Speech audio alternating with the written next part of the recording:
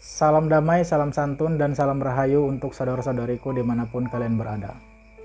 Saudara-saudariku, mungkin sekitar hampir 2 bulan bahkan lebih kita tidak bersua dan saya belum ada kesempatan untuk membuat video. Ya, dikarenakan ada kesibukan yang harus saya urus, kemudian pekerjaan juga sedikit ya. Dan yang lebih banyak itu saya mempersiapkan izin untuk museum spiritual saya, yaitu Museum Datu Paring Replika dan Spiritual, saudara-saudariku.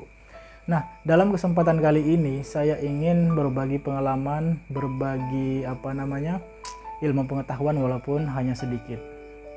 Yaitu berbagai macam tiada huruf, tiada suara. Nah, ini yang selalu dicari-cari siapapun, saudara-saudariku. Nah, tiada huruf, tiada suara ini banyak sekali versinya. Bahkan sampai-sampai akan menyesatkan kita sendiri bagi pencarinya, saudara-saudariku. Ada yang berangkat keluar dari pulau, ada yang berangkat justru ke luar negeri untuk mencari ilmu ilmu kesempurnaan menurutnya, yaitu ilmu keselamatan. Nah, saudara-saudariku, apa yang saya bicarakan pada malam hari ini, saya ingin membahas tentang ilmu leluhur-leluhur saya, yang khususnya mengenai tiada huruf, tiada suara tadi. Tiada huruf, tiada suara banyak versinya. Banyak yang mengatakan, ada juga yang beranggapan versi tiada huruf, tiada suara itu adalah pandangan kosong tadi. Pandangan kosong kita ini adalah yang tiada huruf, tiada suara. Lalu kalau memang ini benar, ya, kalau memang ini yang harus kita benarkan, maka bagaimana dengan orang yang buta? Bagaimana di gelap? Kemudian bagaimana kalau suatu saat kita di dalam air? Apakah kita bisa melihat, memandang? Tentu tidak. Nah, yang kedua, ada versi yang tiada huruf, tiada suara itu adalah turun naik napas. Naik tiada terhingga, turun tak terbatas. Nah, itu napas ini yang tiada huruf, tiada suara itu. Untuk dibantah, bagaimana kita seandainya suatu saat masuk ke dalam air tadi, apakah kita bisa bernapas? Tentu tidak.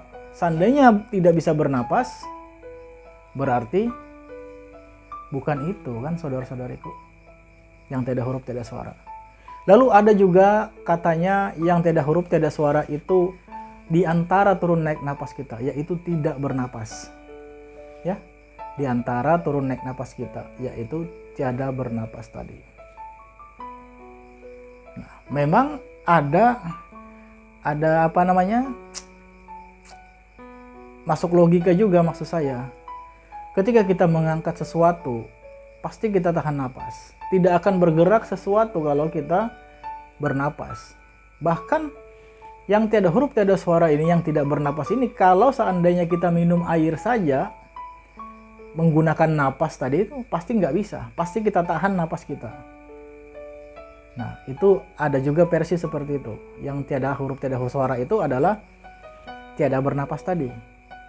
Nah, menurut mereka, orang tua-tua bahari dulu, orang tua-tua saya khususnya ya, leluhur saya tidak membicarakan leluhur siapa-siapa, anggaplah leluhur saya. Itu yang tiada bernapas itu adalah kodim, ya. Sedangkan yang turun naik napas itu adalah muhaddas tadi. Nah, jadi yang turun naik napas itu muhaddas kalau nggak salah, kodim itu adalah yang tidak bernapas. Mereka merujuk ke menurut mereka ada hadisnya yang berkata, kalau nggak salah itu di antara 7 lapis langit dan di antara 7 lapis bumi, di tengah-tengah itu aku, katanya. Aku di antara itu. Nah, itu menurut mereka. Tapi sampai kapan kita bisa menahan napas kita? Nah, sampai kapan kita bisa menahan napas kita? Nah, jadi kelihatannya bukan itu, saudara-saudariku. Jadi sampai kapan kita bisa bertahan untuk menahan napas? Ketika kita mengatakan ini tiada huruf, tiada suara, ini menahan napas, kenapa si Kodim tadi ini memerlukan lagi turun naik napas, memerlukan muhaddas lagi. Nah di sini suatu kejanggalan saudara-saudariku ya. Artinya saya tidak pakai seperti ini. Andai kata memang tiada huruf tiada suara ini menahan napas tadi, berarti kenapa dia harus lagi membutuhkan harus turun naik napas? Seperti itu.